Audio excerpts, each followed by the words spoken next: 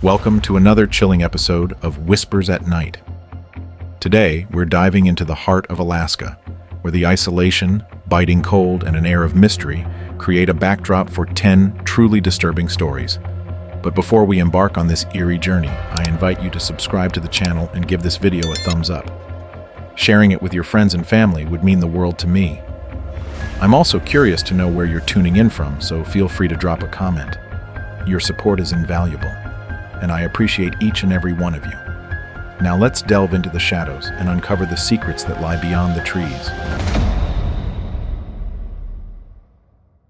I've always been drawn to the wild places, those untouched corners of the world where nature still rules, and human footprints are rare. My family's stories about Dad's childhood in a small town outside of Anchorage, Alaska, had always fascinated me. He grew up hunting, backpacking, and exploring every inch of the state's vast wilderness.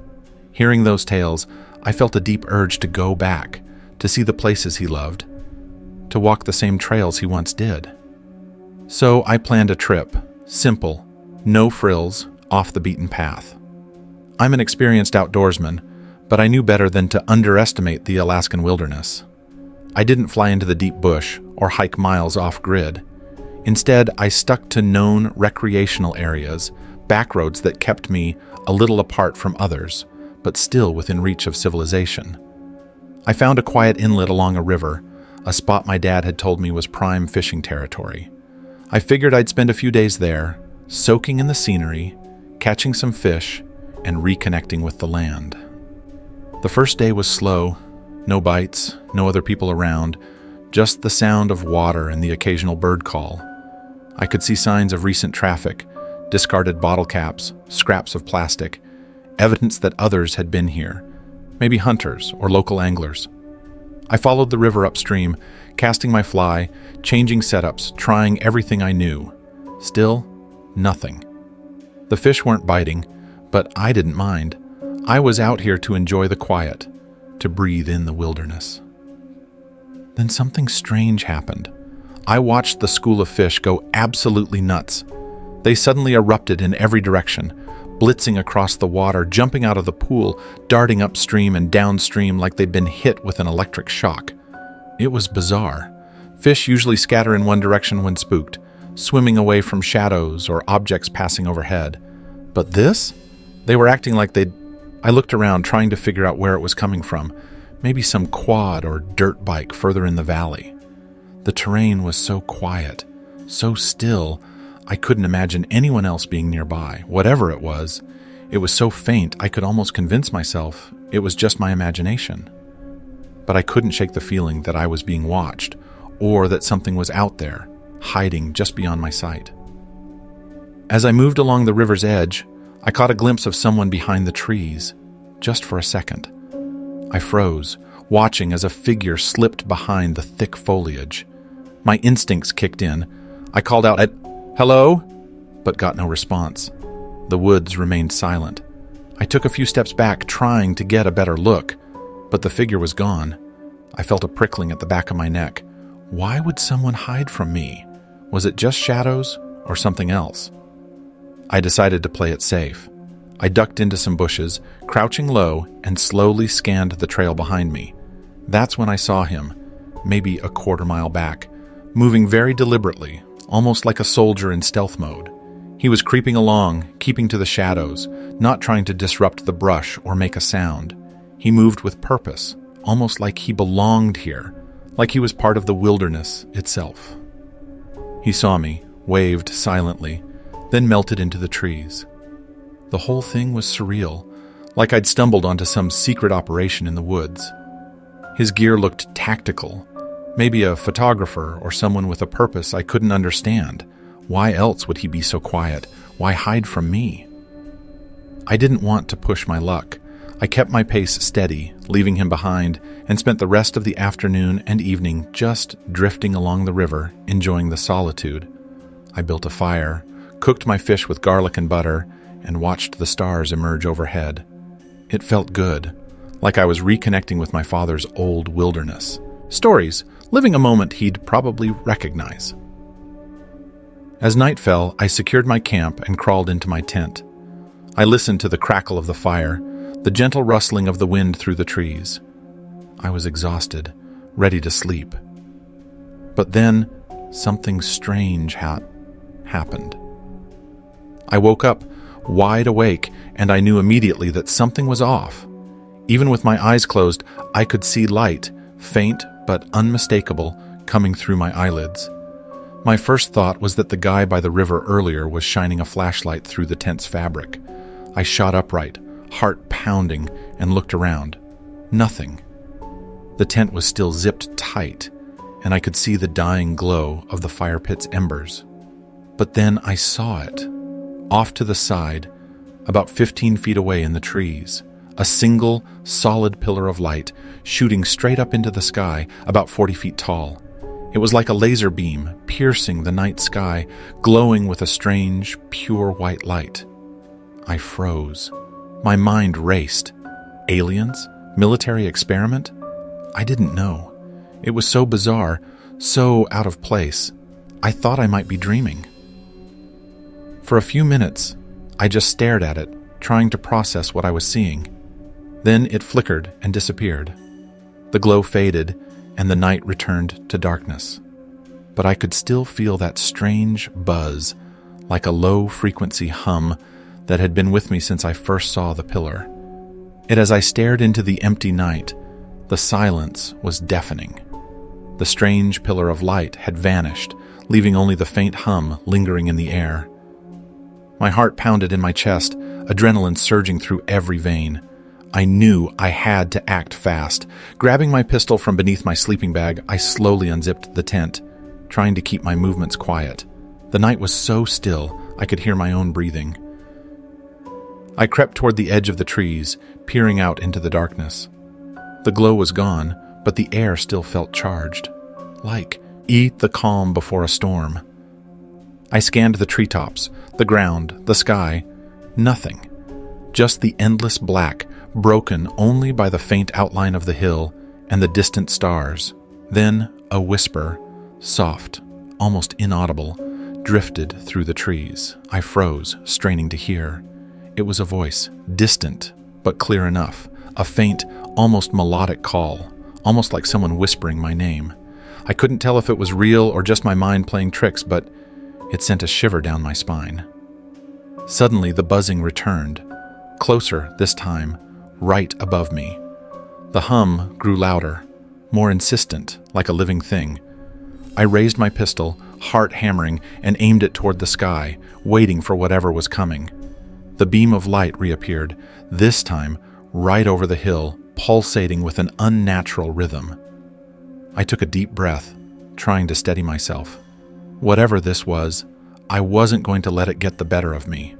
I fired a shot into the sky, the loud bang echoing through the woods. The light flickered again, then cut out entirely. Silence returned.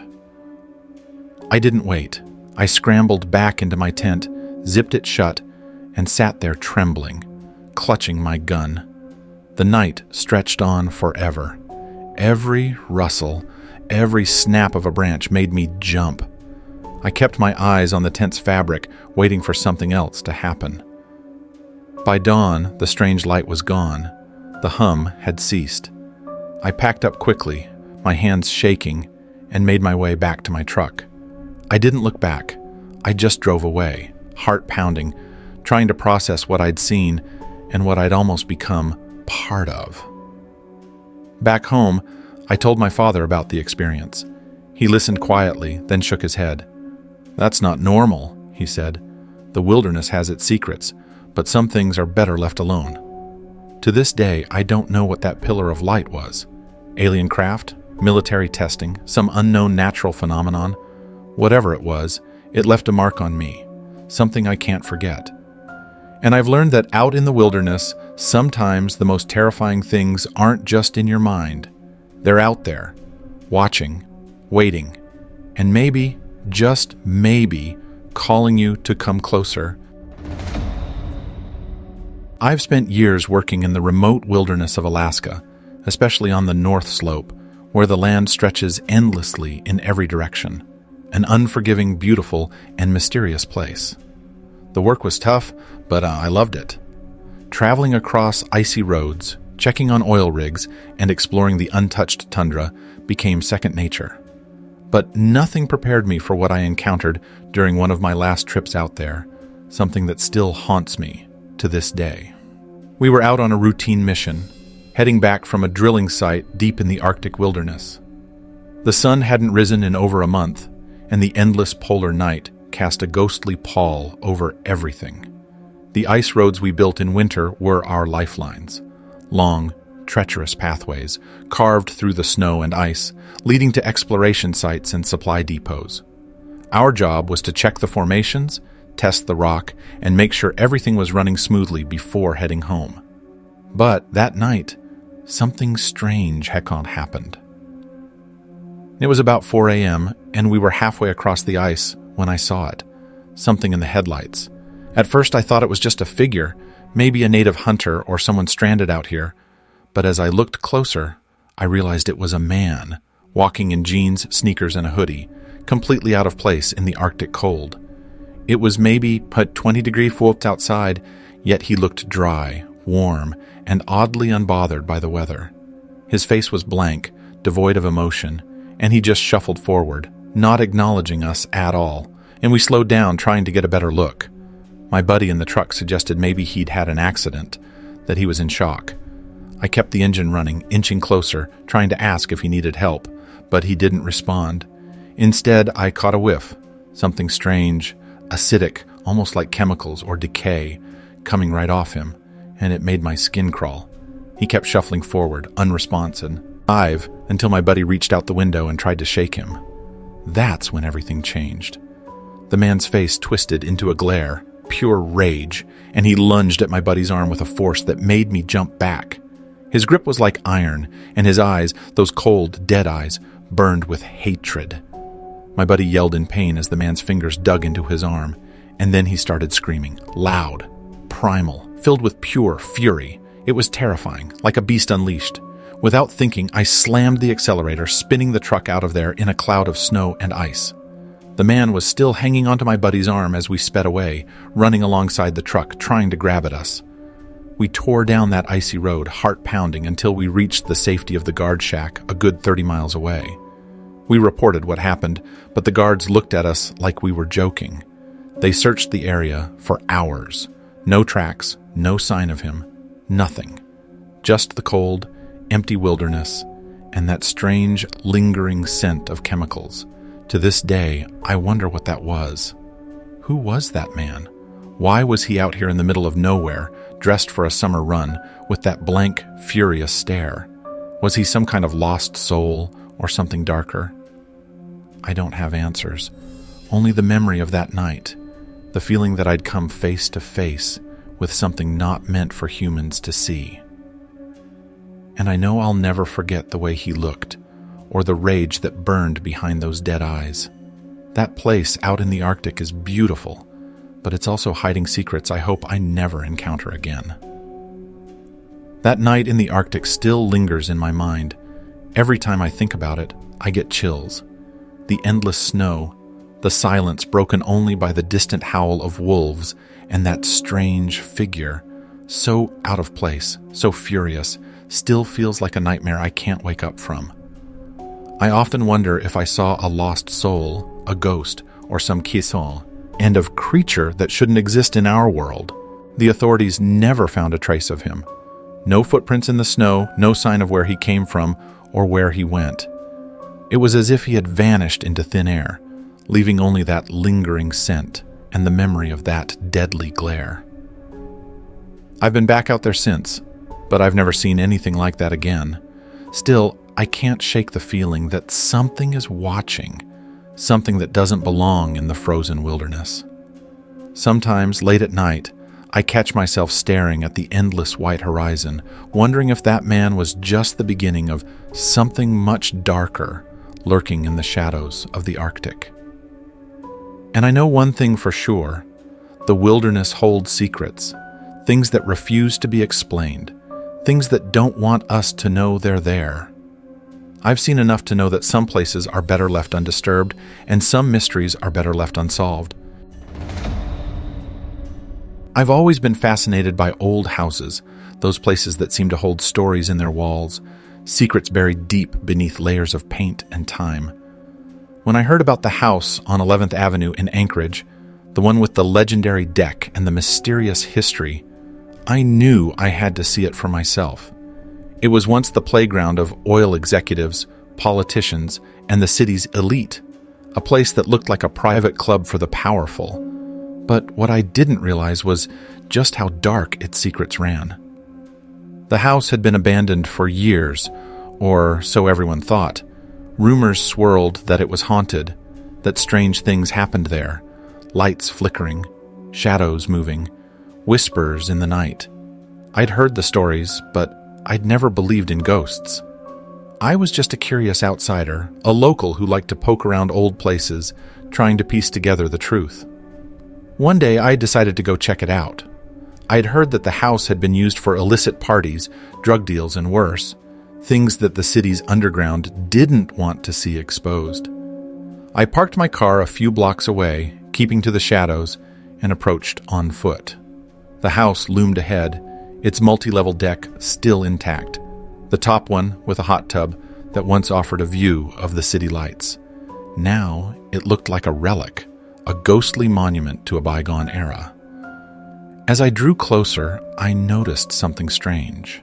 The house was eerily quiet, no signs of life, no movement.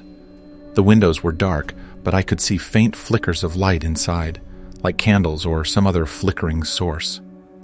I crept around the perimeter, trying to stay hidden, and peeked through a cracked window. Inside, I saw a room that looked untouched, furniture covered in dust, but the house was otherwise pristine, as if frozen in time. Then I saw the footprints, fresh, unmistakably recent, leading around the house's foundation. Small footprints, like someone had been walking there just moments ago. I followed them carefully, heart pounding. They led to a side window where I saw a faint movement. Someone peering out, watching me. I froze, my breath caught in my throat. Who was inside? Why were they hiding? Suddenly I felt a chill run down my spine. I tried to call out, hello? But my voice caught. No response. I took a cautious step back, then another. That's when I saw it. The footprints. They started and ended in the soft earth, as if someone had been pacing in circles, or maybe just standing still, waiting. I looked closer and saw the marks, fresh, deep impressions pressed into the ground, as if someone had been standing there just moments before. My instincts told me to get out. I turned to leave, but then I saw her, standing on the porch, just beyond the broken steps. An old woman dressed in clothes that looked like they belonged to another time, her face weathered but her eyes sharp and piercing. She was staring directly at me, motionless, silent. I froze, unsure whether I was imagining things or if she was real. I backed away slowly, heart pounding. I wanted to run, but something about her gaze held me in place. Then she raised her hand, slowly, deliberately, and pointed inside the house. A silent command. I hesitated, then decided I had to see what was inside. I crept back to the window and looked in again. The room was empty now, but I could feel it. Something watching me. I saw faint shadows flickering across the walls, and a strange, cold sensation crept over me. I knew I shouldn't stay. I turned and hurried away, heart racing, trying to put as much distance between me and that house as I could. As I reached my car, I looked back one last time.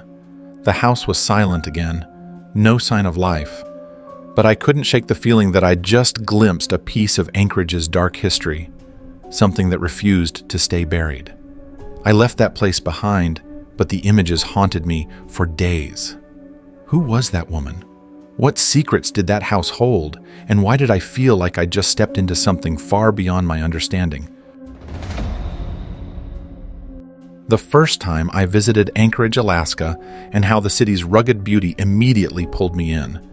But it wasn't just the city that fascinated me, it was the wilderness beyond, the vast, silent stretches of tundra and mountain that seemed to hold secrets in their shadows. I'd always been a nature lover, and my trips out there were about more than just sightseeing. They were about feeling connected to something ancient, something that had been here long before us. On one trip, I was traveling through the area on business, just a quick visit. After work, I decided to take a drive north, away from the city's bright lights, to explore some of the remote beaches and trailheads I'd heard about. I was alone, just me, my car, and the endless wilderness stretching in every direction. The weather was cold, but clear, the sky a dull gray, and the air crisp with the scent of salt and pine. And I stopped at a quiet beach, watching the tide pools and the birds fishing in the shallow water. It was peaceful, so peaceful that I almost forgot about the world outside. But then I noticed a truck parked nearby, its paint faded and peeling, with a couple of figures inside. They seemed to be just locals passing through, maybe hunters or fishermen, and I didn't think much of it. I wandered further down the beach, soaking in the solitude, feeling the weight of the cold air and the quiet hum of nature. A little while later, I saw the truck again, parked at a different overlook. This time, I was a little creeped out. The same truck, the same figures, yet I hadn't seen them leave. They sat there, watching the water as if waiting for something. I kept my distance, trying not to stare, but I couldn't shake the feeling that I was being watched. The whole scene felt off, like I'd stumbled onto something I wasn't supposed to see. And as dusk approached, I decided to head back to my car. I was about to leave. When I saw the truck again, parked at the top of a bluff overlooking the water. Its headlights were off, but I could see faint figures moving inside. I felt a shiver run down my spine. Why were they here? What were they waiting for? I kept my eyes on them as I slowly backed away, heart pounding. That's when I saw it. Something I'll never forget. The figures in the truck suddenly looked up, their faces illuminated by a strange, unnatural glow. Their eyes seemed to glow faintly, and their movements became stiff, almost robotic. It was like they weren't human anymore. I turned and ran, not daring to look back. I didn't stop until I reached my car, heart racing, lungs heaving. I drove away as fast as I could, glancing in the rearview mirror. The truck was gone. No sign of it, no sign of those strange figures. But I knew I'd seen something out of place, something that defied explanation. And I felt the weight of their gaze still lingering in my mind. And back home, I couldn't shake the feeling that I'd just glimpsed a secret world, one hidden in the shadows of the Alaskan wilderness. I wondered if those figures were hunters, or something else entirely, something that had been watching this land for generations. I still think about that night, and I wonder if I'll ever see them again. Because out there, in the cold, silent wilderness, some shadows are better left undisturbed, secrets that refuse to be revealed to those who aren't meant to see. I'd been looking forward to, for months, a week-long camping expedition deep in the wilderness with a couple of friends. We'd set out early, carrying everything we needed: tents, rifles, food, and enough gear to survive in the wild.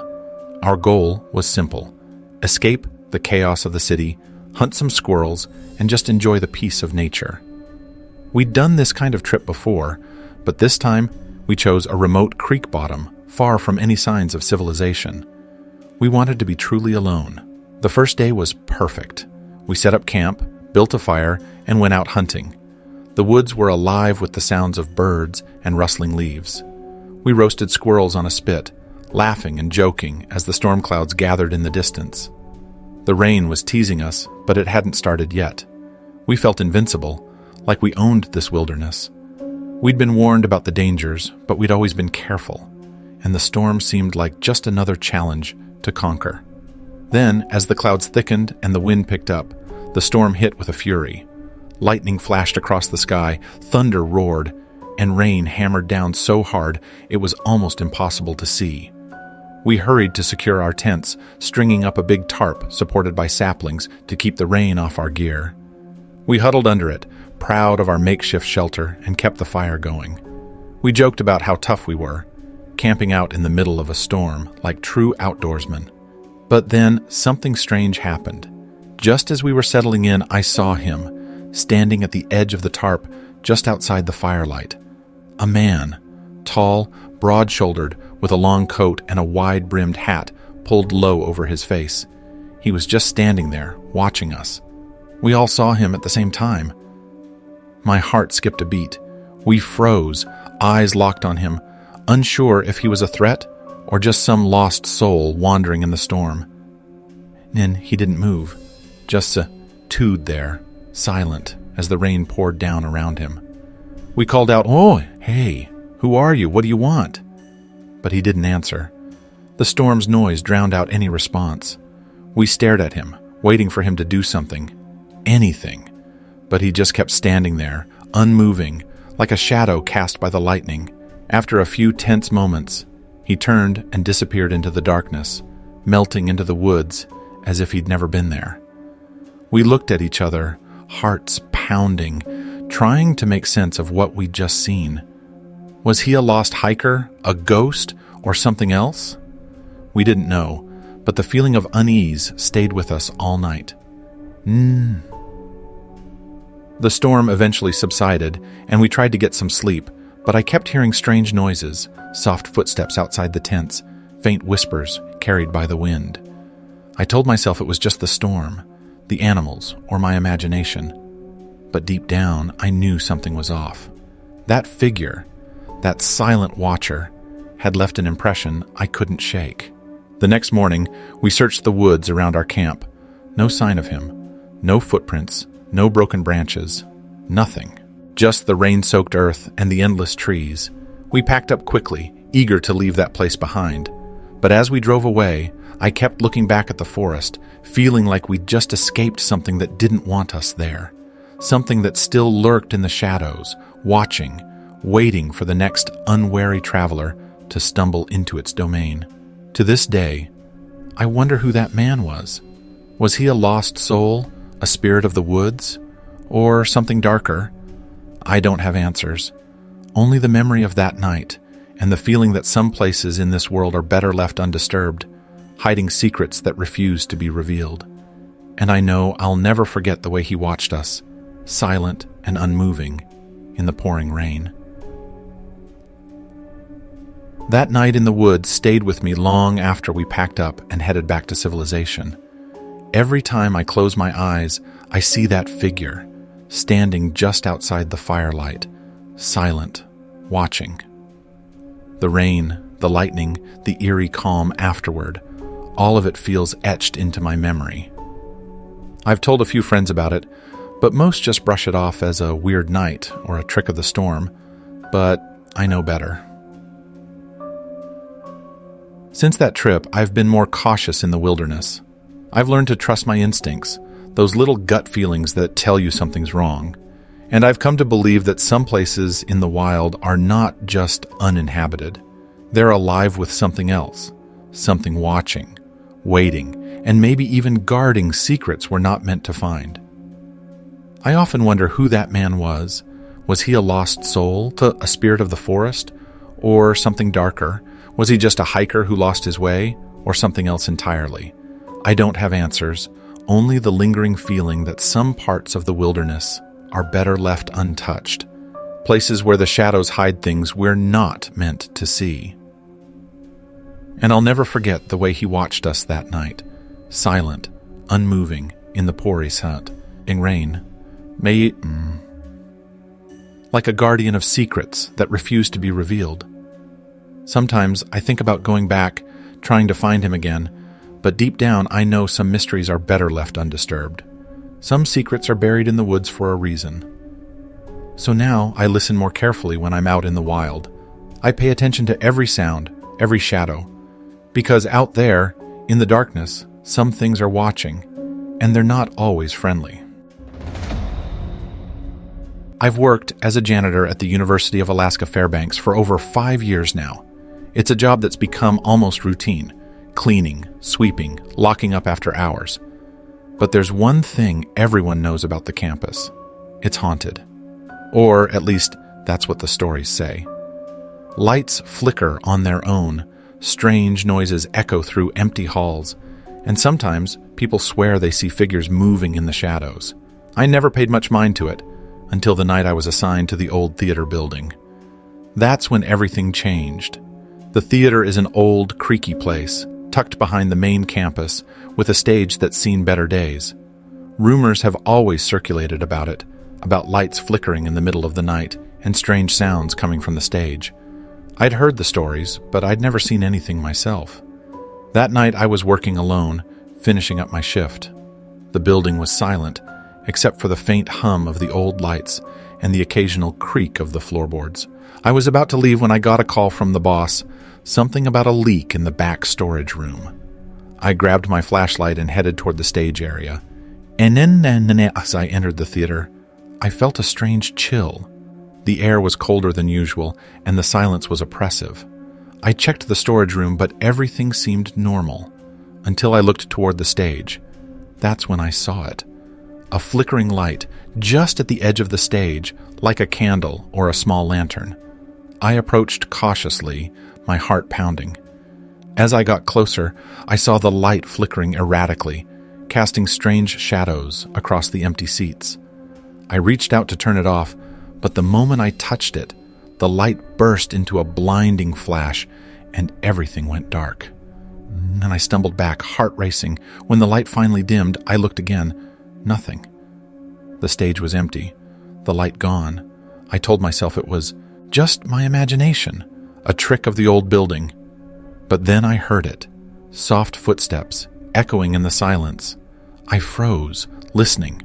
The footsteps grew louder, coming from behind the curtain. I hesitated, then slowly pulled back the curtain. Nothing, just darkness. I shined my flashlight into the shadows, but there was no one there. Just the empty stage and the faint feeling that I'd just missed something. And I hurried out of the theater, locking the door behind me. But as I walked away, I couldn't shake the feeling that I'd seen a glimpse of something I wasn't supposed to see, something that still lurks in the shadows of that old building. I've never gone back, and I probably never will. But I know one thing. Some places are haunted for a reason, and some spirits refuse to rest. And I'll never forget the night I saw the flickering light and felt the presence watching from the darkness. I've always been drawn to the wild, especially the remote corners of Alaska's wilderness. My father, a seasoned hunter and tracker, used to tell me stories about the wolves, those ancient silent predators that roamed the mountains and forests. Growing up, I learned to respect the land, to read the signs in the snow and the trees, to listen for the whispers of the wind. But nothing prepared me for the night I saw something that changed everything. We were on a hunting trip, my father and I, deep in the southeastern part of the state, on a small island surrounded by icy waters. The place was beautiful. Rugged mountains, thick old-growth forests, and the kind of silence that presses down on you like a weight. We set up camp in a sheltered cove, surrounded by towering pines and the distant roar of the ocean. The first 2 days were quiet, just us, the snow, and the occasional distant howl of wolves. But on the third night, everything shifted. We'd been watching the wolves from a distance, their howls echoing across the cove, when suddenly the pack started howling with a purpose, dissonant, almost like a chorus of warnings. The sound was different from the usual lonely howls. It was coordinated, deliberate, as if they were trying to communicate something urgent. Then I saw it. Something I'll never forget. The largest wolf, the alpha, emerged from the shadows, its size staggering, bigger than any wolf I'd ever seen. Its paws looked like they belonged to a small horse, and its eyes glowed faintly in the moonlight, cold and intelligent. It moved with a strange purpose, sniffing the air, then following a scent trail that led straight toward us. My father and I froze, rifles in hand, watching as the beast moved with a calculated patience. The pack's howling grew louder, more frantic, as if they were trying to herd something we couldn't see. The alpha wolf's gaze was fixed, D on us, but it paid us no mind. Instead, it was tracking something else, something hidden in the darkness, something that had no business being here. We stayed still, hearts pounding, as the wolf moved closer, its massive form blending into the night. Then it stopped, just 30 yards from us, sniffing the air again, then turning away. It disappeared into the woods, the pack's howls fading into the distance. We didn't move for what felt like hours, just listening to the wind and the distant echoes of the wolves. The next morning we searched the area, but there was no sign of the wolf or any tracks. No footprints, no broken branches, nothing. It was as if it had vanished into thin air. But I knew what I saw. That beast was no ordinary wolf. It was something else, something ancient, something that defied explanation. To this day, I wonder what it was.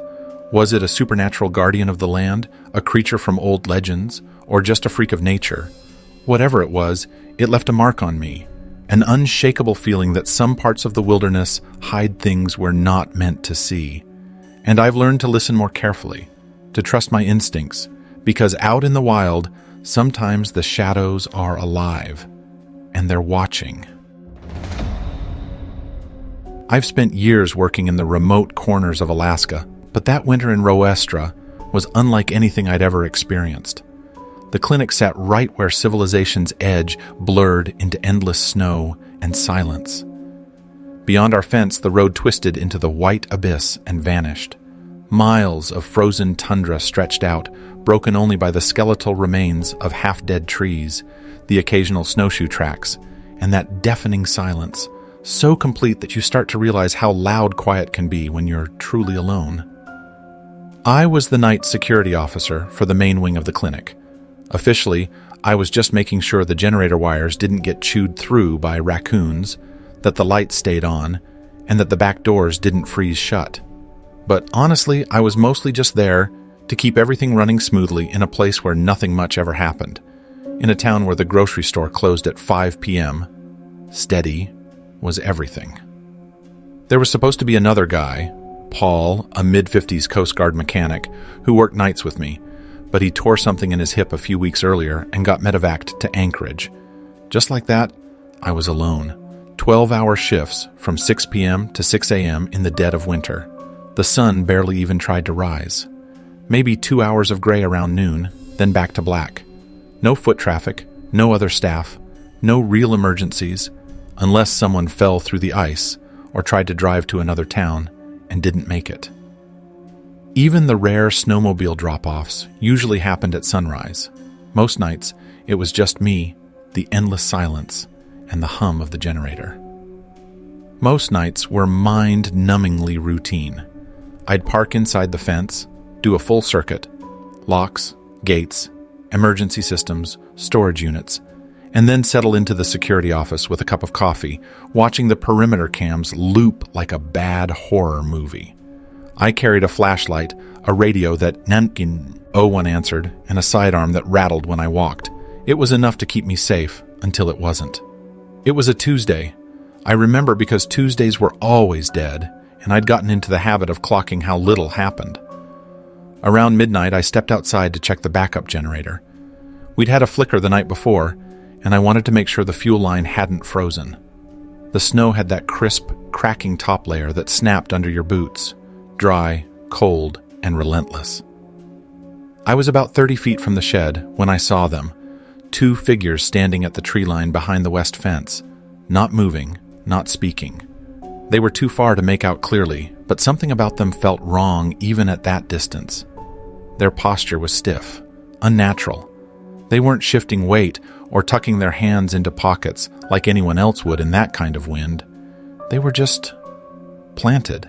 No puff jackets, no reflective tape, no hats, no frost on their sleeves. They looked more like cutouts, lifeless, unmoving, like mannequins or statues. I didn't move. I slowly pulled out my flashlight, not aiming it, just holding it loosely in my hand like I was thinking about it. They didn't react. Not a twitch, not a blink. Something about how they stood, it wasn't just strange, it was wrong. like they were pretending to be human and hadn't quite gotten the act right. After about 30 seconds, I turned away and started a slow walk around the lot, trying to look casual, like I hadn't seen them. I did my usual loop, past the admin wing, swung back toward the generator. When I looked again, they were gone. No movement, no crunch of snow, no shadows flickering across the pole lights. Just nothing. I checked the security camera feed. Not a single frame showed them. The blind spot in that corner was just wide enough that they could slip in and out without being caught. 3 nights later, they returned. Same time, same place. I was more prepared this time. I stared straight at them, flicked my flashlight on, didn't aim it, just clicked it as a warning. Then I reached down and unfastened the strap on my holster. I didn't draw, no point in escalating. I just walked toward the fence slowly, letting them know I was watching. Again, no reaction. They just watched. Then, as if someone pressed rewind, they stepped backward into the trees, perfectly calm, perfectly deliberate, not startled, not running, just gone. I spent nearly an hour out there with my flashlight, trying to catch some sign of them. No footprints in the snow, not a single disturbance. The snow hadn't even been disturbed. What was I supposed to log? 2 human-shaped statues appeared and vanished? I didn't feel like the guy who cries cryptid in the middle of nowhere. That Friday, just before 1 a.m., I headed to the little break room tucked behind diagnostics. Not many people even remembered it was there. It used to be a records closet, then got repurposed with a microwave, a plastic table, and a couple of vending machines that were always out of order. I was halfway through stirring my instant soup, one of those foam cups with fake chicken pieces and way too much salt, when I heard it. A sharp, clean knock, like plastic tapping ceramic. Not loud, but very distinct. I froze, waited, then oathing followed it. After about 30 seconds, I stepped into the doorway and listened. The heater was humming like normal. Pipes settling, the usual background buzz, nothing else. I told myself it was just a stool tipping over. Maybe someone left it perched funny, and it finally slid off balance. It made sense, kind of. I didn't finish the soup. Instead, I grabbed my flashlight and walked the entire route again. Every hallway, every closet, the front lobby, diagnostics, imaging, admin, everything was in place. But when I reached the back corridor, the old part of the building where the emergency stairwell is, it felt colder. Not just a draft. Something had sucked the warmth out of the air. That stairwell hadn't been used in years. Too old. No elevator access. No alarm wiring. We kept it sealed with a heavy steel padlock and a rusty door bar. I checked it maybe once a week, more out of habit than concern. The lock was on the floor, snapped clean in half, as if someone had twisted it until it shattered. One half was still stuck in the latch, the other lay in the dusting of snow that had blown in through the now partially open door. The bar had been forced upward, bent. The door was cracked just wide enough to show the first few steps disappearing into shadow. I didn't wait to investigate, didn't even lean closer. I turned and hurried back to the security office, heart pounding in my chest. I locked the door behind me and sat there in silence, listening to the faint creaks of the old building, trying to make sense of what I had just seen. Hours later, just before dawn, I finally dared to check the security footage. I rewound the tape to 12:07 a.m., the exact moment I'd been outside. And there they were. 2 figures slipping in from the blind spot near the old waste tank, moving with purpose. One paused by the fence, then the other moved straight toward the stairwell. They weren't wandering aimlessly. They knew exactly where to go. They didn't touch the exam rooms, didn't check drawers or cabinets. They walked right past the surgery and supplies, straight to radiology. And on the monitor, I saw myself, walking down the hall, unaware of them. As I watched, one of them slipped into the room across the hall. He hit something, probably the stool I'd seen earlier, and then crouched there, silent, watching. The footage showed him perfectly still the entire time I was in the room, waiting, watching. When I got up, he stayed frozen for another second, then silently joined the other. Both packs, both masks, no faces, no identities. One of them glanced back before ducking into the stairwell, and I rewound the footage 5 times, trying to catch some detail, anything. But their faces were hidden behind masks, their gear plain, no labels, no shoes visible, nothing to trace. A few days later, the admin team quietly confirmed that a handful of archived data drives had gone missing, but they seemed more worried than they should have been. I didn't log that night's visit. I didn't know what to write. 2 human-shaped statues appeared, moved, and vanished in the blink of an eye. I wasn't sure what I'd seen, and I didn't want to be the guy who screams cryptid in the middle of nowhere. But I knew one thing. Whatever those figures were, they weren't supposed to be there. And I had a sinking feeling they weren't just watching, they were waiting. I'm 34 now, but the last winter I spent in Alaska feels like a lifetime ago. Probably the quietest, coldest, and most surreal period of my life. I was working a seasonal contract as a highway depot caretaker along the Dalton Highway. That's that stretch of road running from Fairbanks all the way up to Dead Horse, slicing through miles and miles of frozen wilderness. Nothing but snow, hills, and the occasional trucker praying their engine doesn't freeze mid-run. Honestly, I didn't mind being alone out there. In fact, I preferred it. That was part of the appeal. No neighbors, no small talk, no traffic, just me, the endless road, and the vast, icy silence. The job itself was simple. Every night, from midnight to 5 a.m., I had to check on 4 scattered depots along my section of the highway. These little prefab huts were stocked with propane heaters, cots, emergency food, backup radios, and laminated instructions taped to the walls, basically survival stations for stranded drivers. My job was to make sure they were ready if someone needed them. I was assigned an old tracked Suburban, big, slow, noisy, sounding like a toolbox rattling apart every time I hit a bump. But it never once got stuck. Even when the snowdrifts were halfway up the windshield, I'd park near Depot 1, right off a dip in the road that crossed a frozen creek. It was the most central spot, the only level enough to set up for the long haul.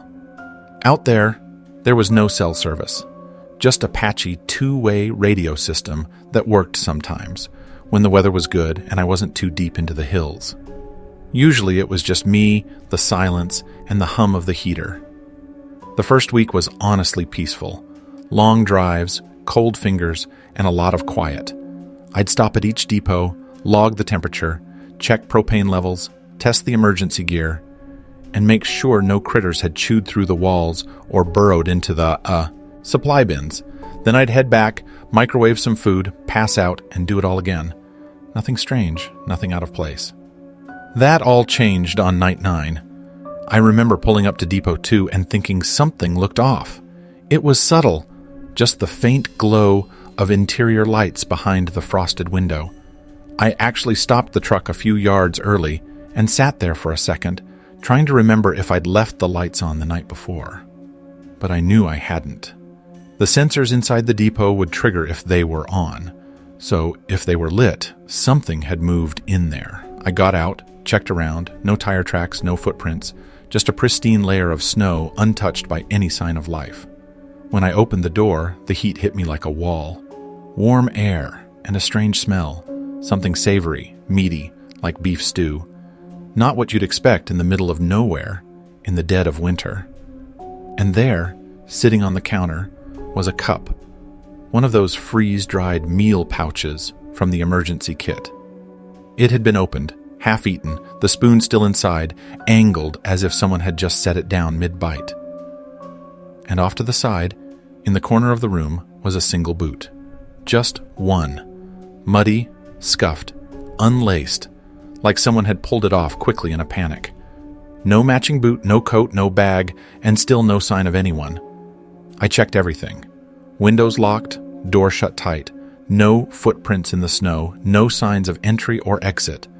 I stood there longer than I probably should have, trying to process what I was seeing.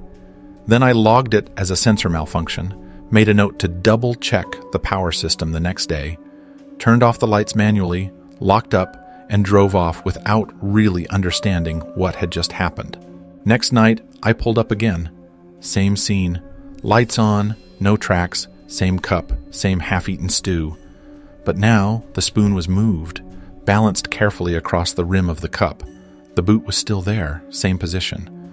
No footprints, no signs of anyone walking in. But someone, or something, had clearly touched that spoon. That time, I didn't touch anything. I just stood there, watching the cup, then the boot, then back to the door. I don't know what I was expecting. Some movement, some clue. Nothing happened. I left without logging the visit. By night 11, I was on edge. I pulled up, already bracing myself for whatever weirdness I'd find, and sure enough, this time there were 2 boots. Same style, same size, side by side under the counter, laces loosely knotted together like whoever or whatever was doing this was building something. One step at a time. That's when I radioed dispatch, told them I needed clarification. Was someone else authorized to use these depots? Maybe a trucker stuck in a loop, too embarrassed to call for help? They said, no, there were no drivers logged in my sector. No one else was using the buildings. I asked about the keys. Maybe a spare had been sent out without my knowledge. They said only I had access. I didn't ask anything else. I just hung up and started planning how I was going to catch whoever was doing this. On the 12th night, I changed my routine. Instead of hitting the scheduled depots, I drove to a ridge where I could see Depot 2 from above. Killed the lights, sat in the Suburban with binoculars, and waited. Snow was falling gently, but the wind had died down. I sat there for over 2 hours. Nothing moved. The depot sat in total silence.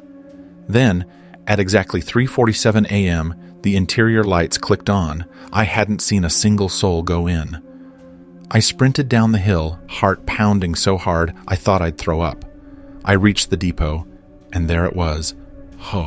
Tea stew on the counter, spoon spinning slightly as if someone had just stirred it. The boots now stood upright, facing the door. I backed out slowly, shut the door without a word, and got back in the Suburban. I didn't write a single note in the logbook. The next night, I checked my schedule. Depot 2 had been removed. Instead, I was directed to Depot 4, way out in the opposite direction. I drove the 60 miles, arriving just after 2 a.m. Same scene. The stew, the boots, the spoon, everything exactly the same. It was like a ritual. Night after night, the scene followed me, always identical, always waiting. But gradually the freshness faded. The stew stopped steaming. That night, the stew was cold, completely untouched, no warmth rising from the bowl. The spoon was still there, but now it was just resting on the rim, perfectly balanced, as if placed with care. The boots remained standing, but the leather was cracked, the laces frayed, as if they'd been there for days. By the time I reached night 15, I'd had enough. I locked myself in my trailer, ignoring the schedule entirely. I refused to go back. Nothing happened that night. No lights, no sounds, no signs of activity, just silence. But then, night 18. I woke up around 2:15 a.m., and I knew immediately something was wrong. The heat in the trailer was blasting, way too hot for a normal night. I sat up, heart pounding, and shuffled toward the kitchen. That's when I saw it. On the table, a steaming cup of stew with the faint glow of a strange light rising from the top. And right next to it, my boots. Exactly the same pair I'd been wearing, standing upright, wet with snow. I froze. My mind raced. The same boots I'd left outside, now inside, standing there as if someone had just left them. I didn't think. I just stepped back, locked the door, and sat on the floor with my flashlight, trembling until dawn. By noon, I packed everything up, didn't stop to eat, and drove straight back to Fairbanks. I handed the keys to my boss, canceled the lease on the trailer, and booked a flight out of there. I didn't look back. Since then, I've wondered what I saw. Was it some kind of supernatural presence? A ghost of the wilderness? Or something else entirely? Whatever it was, It left a mark, something I can't forget. And I've learned that out in the Alaskan wilderness, some shadows aren't just shadows. They're alive, waiting, and maybe even watching you. I was 31 when it happened, a day that began like any other at Station Caton. Fuel drops were routine, a necessary chore to ensure the backup generators stayed fueled. That morning, I was tasked with hauling 2 full canisters from the auxiliary shed up past Ridgeway Spur. I had navigated that route countless times before, straight across the flats, weaving through the northern woods, skimming the ridge's edge, and looping back before the weather turned. The forecast promised 2 hours of clear skies, tight but manageable. I loaded the snowmobile, double-checked the straps, clipped the radio onto my chest, pulled my hood up, and started the engine. It was barely 8:30 a.m., the pale light casting a serene glow over the dry air. The cold didn't sting. It settled into my skin, a familiar companion. 15 minutes in, I hit the ridge. This part of the trail always made me slow down, even when the rest felt like autopilot. We called it Razorback for a reason, thin as a balance beam in places, with drop-offs on either side that vanished into the tree cover below. No one liked crossing it, and everyone had a story about someone tipping too fast and nearly sliding out.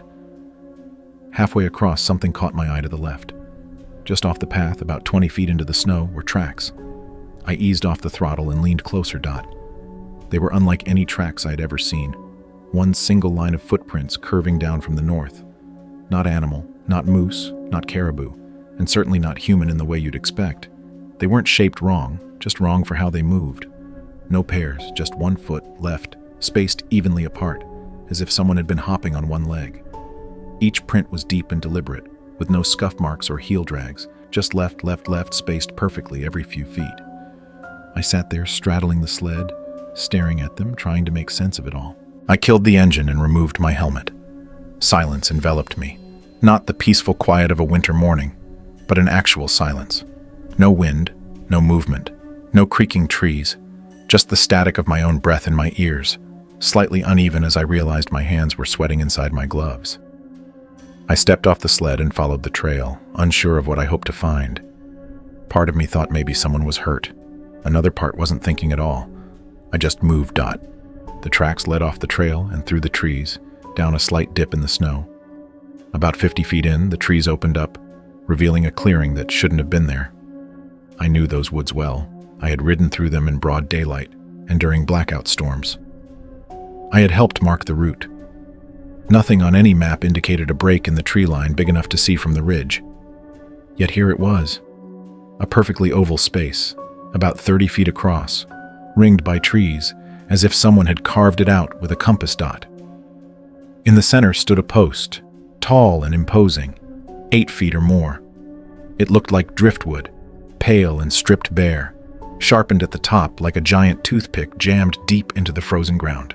No carvings, no markings, just standing there, waiting. At its base lay a pile of clothes, a navy parka ripped down one sleeve, a pair of wool gloves frayed at the fingers, a single heavy boot with a split heel and missing laces, a wool cap flattened by the snow, and a watch. The watch was ticking, glass cracked, metal scraped. But the second hand moved steadily, half buried in the snow as if someone had just taken it off and dropped it there. I stared at the ground, noticing the strange impression in the snow around the clothes. Flat, like someone had laid down spread eagle and then vanished. No melt, no warmth, just a body-shaped press in the snow that hadn't filled in. That's when my chest tightened. Not panic, not yet. Just a sudden sensation that I had made a mistake, as if something was gently pushing back against my presence. I turned slowly, scanning the trees. Nothing moved, but I felt it, closer than I wanted to admit, almost level with me. I began to back away quietly, taking deliberate steps. As soon as I stepped back onto the ridge trail, my radio clicked to life. "Gavin, you copy?" It was Erin, at least it sounded like her. But her voice had a strange delay, half a second behind where it should have been. I pressed the mic. "Yeah, I'm heading to the shed now." A beat of silence followed. "You should come back now." No urgency, just that one line. That's when I froze. I hadn't told her I'd stopped. I hadn't contacted anyone since I left. Erin wasn't the type to give vague instructions. If something was wrong, she'd list 6 bullet points and a plan B. And her voice, it wasn't just delayed, it was off-pitch, almost like someone mimicking her. I didn't answer. I just put my helmet back on and turned the engine over. The trail I had followed was gone. No prints, no clearing, just smooth, untouched snow under a dusting that hadn't been there 5 minutes ago. I floored it back to base, keeping my speed just under reckless, not slowing once. I pulled into the garage 17 minutes later. The door opened automatically, same as always, but the building was completely dark. No lights, no movement. The generator hummed, but it felt like someone had deliberately shut everything else off. I went inside. The kitchen was empty, tables clean, the coffee pot off. Erin? No answer. I checked the bunks. Undisturbed, no boots missing, no coats on hooks, no food out. I moved down the hall and opened the comms room. The headset was still warm, the monitor blinking. The channel was active, the mic lowered as if someone had just used it. I picked it up, listening. There it was, breathing, not static, not wind, just a slow, steady inhale and exhale, close to the mic, as if someone was standing right there at the mouthpiece, waiting. I hung it up, locked the door behind me, and waited. 6 hours later, the real crew showed up, 3 of them on 2 sleds, surprised to see me back already. Erin said they had been delayed by a downed ash tree over the trail and hadn't been able to make contact. She looked at me like she wasn't sure I was serious when I asked about the radio. She swore they never called me. Later, when we double-checked the frequencies, I discovered that the line I heard wasn't ours. Our channel had been dead all morning. The next day, I retraced my ride with 2 other guys, grid survey in hand. We mapped every tree line, every dip, every ridge turn, no clearing, no sign of tracks, and no old clothes. Just the haunting memory of what I had encountered, a mystery that lingered in the cold air, waiting to be unraveled.